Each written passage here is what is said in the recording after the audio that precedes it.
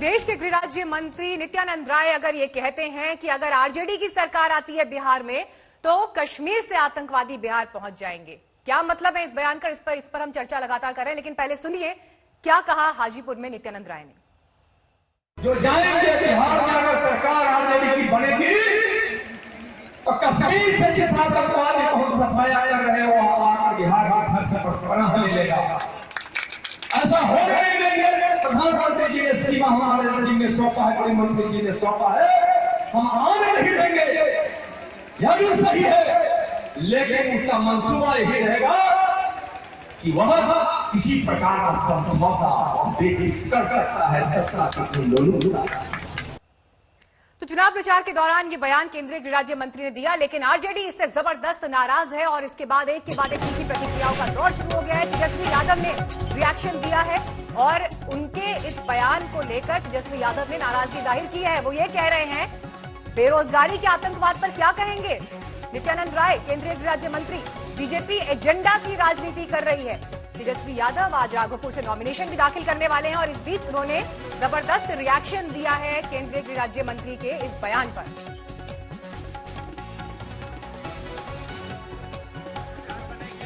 अगर आपकी सरकार बनी तो बिहार में आतंकवादी आएंगे। बिहार में 46.6 बेरोजगारी दर है।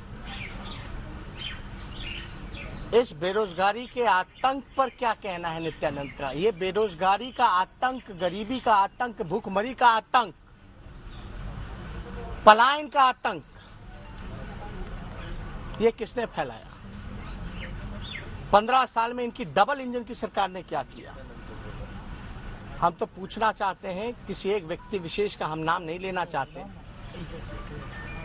एजेंडा से भटकाने की कोशिश कर रहे हैं, लेकिन हम एजेंडा पर ही चुनाव लड़ना चाहते हैं। ना जात ना धर्म। हमारी सरकार बनेगी, सभी लोगों को साथ लेकर के चलेंगे। लेकिन इस तरह का बयानबाजी करने वाले लोग पहले अपने गिरबान में झांक के देखें क्या हुआ उन घोषणाओं का जो 2 करोड़ नौजवानों को रोजगार दे रहे थे हर एक साल, 15-15 लाख रुपए खाते में देना था, काला धन लाना था। बिहार विशेष राज्य का क्या हुआ? विशेष पैकेज का क्या हुआ? बिहार की बोली लगाई गई। कौन सी बोली लगाई गई थी? 70,000 करोड़ दूं कि 80,000 करोड़ लो, 1.25 लाख करोड़ रुपए का पैकेज दिया। मुख्यमंत्री गिड़गिड़ाते रह गए। आइए सीधे चर्चा को आगे बढ़ाते हैं। जफर इस्लाम जी, ये बयान आपने भी सुना होगा। तेजस्वी यादव ये क्या कह रहे हैं? वो कह रहे हैं कि बेरोजगारी के आतंकवाद का आप क्या करेंगे? यहां पर सबसे बड़ा सवाल ये होता है कहां ये गायब है बिहार के मुद्दे जफर इस्लाम जी? क्योंकि जब केंद्रीय गृह राज्य मंत्री चुनावी सभा से बयान दे रहे हैं, क्या वो ये भूल गए कि 30 लाख से ज्यादा प्रवासी मजदूर पैंडेमिक के इस समय में बिहार लौटे हैं अलग अलग राज्यों से? क्या वो ये भूल गए हैं कि बाढ़ में किस तरह से बिहार जूझा है?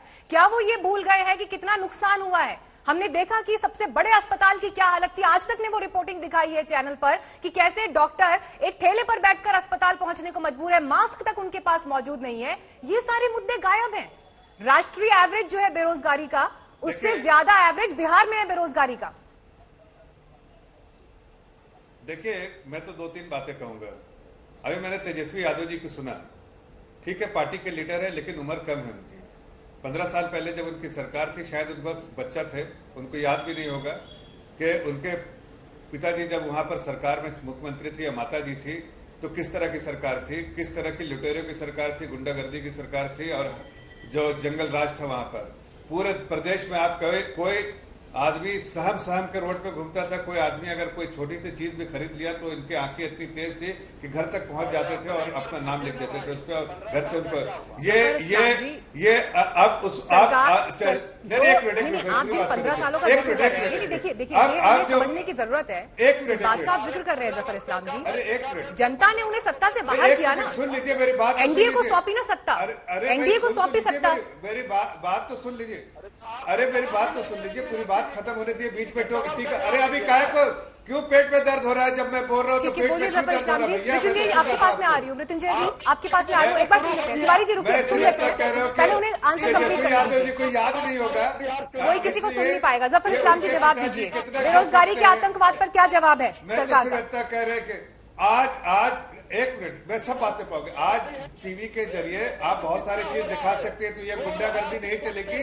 तो ये कहीं ना कहीं इस चीज का इस्तेमाल करना चाहते हैं। ये जरूर है कि आरजेडी जो है वो किसी हद तक गिर सकती है, और वहां पर जिस तरह से तृणमूल कांग्रेस जिस तरह से अपीसमेंट की पॉलिसी और आतंकवादियों को समर्थन देने के लिए तैयार है सत्ता के लिए, ये भी कर सकती है। इसलिए हमारी रिस्पॉन्सिबिलिटी है कि हमें बताना है प्रदेश की जनता को कि सावधान, ये वो लोग हैं जो प्रदेश की जनता को जीने नहीं देते थे, और अगर आ गए तो फिर अब आतंकवादियों का यहाँ पर सरगना सब यहाँ पर जो है आरजेडी से ही उभरेगा और वहाँ पर कश्मीर से आएगी। मृत्युंजय तिवारी जी, आप इसका जवाब दीजिएगा। एक बार मैं चर्चा में अजय उपाध्याय जी को भी ले आऊं, वो बहुत देर से इंतजार कर रहे हैं। अजय जी, मैं चाहूंगी आप जो अभी तक की चर्चा में उस पर तो रिएक्शन दीजिएगा, लेकिन देखिए एक बड़ा सवाल ये भी है कि कांग्रेस पार्टी इस वक्त कहां खड़ी है। ऐसा लग रहा है कि कंफ्यूजन का स्टेट दिखाई दे रहा है। बाकी जो खिलाड़ी हैं मैदान में, उन्होंने तो अपनी पिच सेट कर ली है, वो तो तैयार है उन्हें कैसे लड़ना है, लेकिन कांग्रेस पार्टी का कंफ्यूजन तो ये है कि 70 सीटें कौन सी हैं जिस पर चुनाव लड़ रहे हैं, इस पर भी अभी क्लैरिटी नहीं है। नहीं, ये प्रश्न नहीं है। आज आपका जो विवाद है और जो आज मुद्दा है, उस मुद्दे पर ही बात होनी चाहिए। हालांकि आपने प्रश्न किया है तो उत्तर आप जान लें। हमारी पार्टी पिछले 2 महीने से वर्चुअल क्रांति के माध्यम से पूरे राज्य के कार्यकर्ताओं को और राज्य के मुद्दों को जनता के बीच ले जा रही है और पूरी तैयारी के साथ है। सीट की बात है, सारे सीट तय हो चुके हैं, सारे सीट पर उम्मीदवार भी तकरीबन तय हो चुके हैं। 1-2 दिन में आपको पता चल जाएगा। तो राहुल गांधी क्यों नाराज है? जहां तक राहुल गांधी क्यों नाराज है? नहीं, ये तो अब मीडिया की खबरें आती है, आपको कैसे पता कि नाराज है? हम लोग को तो ऐसी सूचना नहीं है। जहां तक बात है, चलिए आप डिनाई कर दीजिए, अगर हमारी खबर गलत है तो आप डिनाई कर दीजिए। नहीं है नाराज? मैं रिएक्शन भी दे दूं। जो आज मुद्दा आपका है, आज के मुद्दे पर जिस तरह से मानसिक बर्बरता का परिचय दे रहे हैं और मानसिक असंतुलन का शिकार हो गए हैं माननीय गृह राज्य मंत्री जी, कम से कम देश के गृह राज्य मंत्री को इस तरह के स्टेटमेंट नहीं देने चाहिए जो चुनाव में सिर्फ अपने हानि और लाभ के लिए कर रहे हैं। बिहार में बेरोजगारी की बात नहीं हुई, बिहार में गरीबों के उत्थान की बात नहीं हुई, हिंसा और जिस तरह से मासूमों के साथ बलात्कार देश में और बिहार में हो रही है उस पर बात करते तो ज्यादा अच्छा होता। ये कंफर्म हो चुका कि खिलाड़ी अब मैदान से भाग चुके हैं, इनके पास कोई मुद्दा नहीं है और बिहार की राजनीति में जनता भी इनको समझ चुकी है। मृत्युंजय तिवारी जी को लाइए चर्चा में। मृत्युंजय तिवारी जी, में कैसे कहा था इन्होंने? अजय उपाध्याय जी यहाँ पर बड़े सवाल उठा रहे हैं कि उनके पास तो कोई मुद्दा नहीं बचा, लेकिन मैं आपसे आरजेडी पर ही सवाल पूछूंगी। देखिए, जब चुनाव की तारीखों का ऐलान हुआ तो उस समय तेजस्वी यादव जी ने ये स्टेटमेंट दिया, हमारी लड़ाई केवल बीजेपी से है, जनता इस चुनाव में सांप्रदायिक ताकतों को सबक सिखाएगी, ये उनका स्टेटमेंट था। लड़ाई कह रहे हैं वो कि उनकी लड़ाई केवल बीजेपी से है, वो जेडीयू को भी नहीं मान रहे मैदान में, केवल बीजेपी से है। बीजेपी ने तो अपना दांव खेल दिया है, लेकिन सवाल ये है कि आप भी तो अपनी ताकत को बढ़ाने में फेल हुए हैं। जिन 6 पार्टियों ने मिलकर एक अलग अलायंस बना लिया, कहीं ना कहीं तेजस्वी यादव की लीडरशिप उनको नहीं मंजूर थी, इसलिए वो अलग चले गए। हम देख रहे हैं पार्टी के पोस्टर पर सबसे मुखर तौर पर उभर कर दिखाई देते हैं तेजस्वी यादव। लालू यादव जी को भी आपने तस्वीरों से पोस्टर से गायब कर दिया है। देखिए मीनाक्षी जी, पूरा देश दुनिया जानती है कि आदरणीय लालू प्रसाद जी व्यक्ति नहीं विचारधारा बन चुके हैं और लालू प्रसाद जी के ही लाल है श्री तेजस्वी यादव जी, जो लालू प्रसाद जी के विचारों की लड़ाई लड़ रहे हैं। और अकेले इस नौजवान ने पूरे एनडीए के बड़े धुरंधरों को दिग्गजों को पानी पिला दिया है। अरे पोस्टर से क्यों हटा दिया भैया, ये तो बता दीजिए प्रदेश की जनता को। आपने उनको दरकिनार किया, निकाल के फेंक दिया, आरजेडी के पोस्टर से निकाल के फेंक दिया, इसलिए कि उनकी छवि जो है चोर चप्पे की छवि है, उसकी छवि सबको मालूम है किस चीज की छवि है, सबको मालूम है। वो करप्शन वाली छवि है, वो गलत काम को बढ़ावा देने वाली है, वो सत्ता के लालच में कुछ भी गलत काम करने की छवि है। इसलिए आपने उसको हटा दिया ना। लालू यादव की विचारधारा से तो लोगों को डर है, उसी विचारधारा से। तिवारी जी, देखिए ये तस्वीर पूरे देश के सामने है कि जो 15 साल का राज था आरजेडी का, उससे अलग अब जब तेजस्वी यादव मैदान में है तो उनकी तरफ से भी एक कोशिश ये दिखाई दे रही है कि उन 15 सालों से उनकी सोच, उनके विजन की तुलना ना हो। एक तरह से वो नई शुरुआत करना चाहते हैं। ये एक छवि जो है वो खुद आरजेडी और तेजस्वी यादव जी की तरफ से दिखाई दे रही है जमीन पर। तो मुझे ये बताइए कि जब ये नई शुरुआत ही हो रही थी तो क्यों अपनी ताकत से कॉम्प्रोमाइज किया है तेजस्वी यादव ने? जिन 6 दलों के साथ आप आ सकते थे और बड़ी मजबूती से एनडीए का सामना कर सकते थे, बीजेपी और जेडीयू का, क्यों वहां पर चूक गए? देखिए मीनाक्षी जी, लोकतंत्र में राजनीतिक दलों की नेताओं की ताकत होती है जनता, और 12 करोड़ जनता तेजस्वी यादव जी के नाव पर सवार है। और जो तेजस्वी यादव जी के नाव में छेद करने वाले थे और नाव डुबाने वाले थे, वो लोग सब बाहर जनता ने कर दिया। तेजस्वी यादव जी की असली ताकत है तो पूंजी। लालू यादव भी छेद करने वाले थे। ये नई देखिए सोच मीनाक्षी के जी, साथ आज ये आपके सामने तस्लीम कर रहे हैं, ये इस बात को समझ रहे हैं, प्रदेश की जनता को बता रहे लालू यादव जी भी छेद करने वाले थे, इसलिए कि लालू यादव जी की जो विचारधारा है जिसके बारे में कह रहे हैं वो वही जफर इस्लाम जी विचारधारा से उनको हम बोलने लोग दीजिए ना। सबको देखिए आप आगाह बोल रहे हैं वो करना स्काइप चाहते से जुड़े हुए हैं हमारे साथ, आवाज कट रही है। जफर इस्लाम जी मैं प्लीज सबसे बेहतर बोल रहा उनको हूँ, आंसर कंप्लीट करने दीजिए, मैं आपके पास आऊंगी। मृत्युंजय जी बोलिए। जफर इस्लाम जी 10 नवंबर को आपका अंत हो जाएगा। झारखंड दिल्ली में आपने देख लिया ना। चलिए ठीक है, 10 नवंबर को अंत हो जाएगा, ये आरजेडी की तरफ से स्टेटमेंट आ रहा है।